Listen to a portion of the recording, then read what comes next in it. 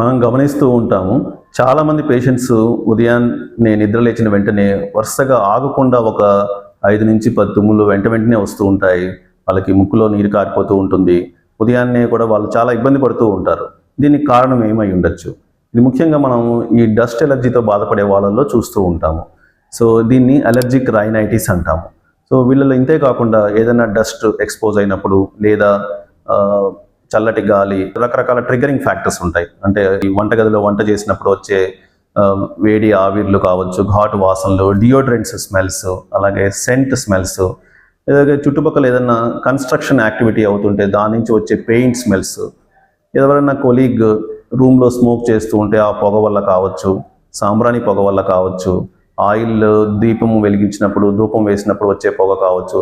ఈ కారణాలన్నిటి వల్ల, అంతేకాకుండా ఇంట్లో ఉండే పెట్ డాగ్స్, పెట్ యానిమల్స్ వల్ల కూడా ఈ ఎలర్జీస్ అగ్రవేట్ అవుతూ ఉంటాయి. సో వీళ్ళు ఎటువంటి జాగ్రత్తలు తీసుకోవాలి?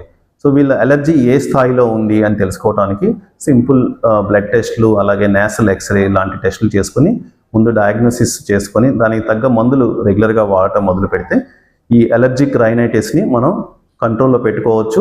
అట్లాగే ఈ అలర్జిక్ రైనైటిస్తో బాధపడే వాళ్ళు భవిష్యత్తులో ఆస్తమా లాంటి వ్యాధుల బారిన పడే అవకాశం కూడా ఉంటుంది.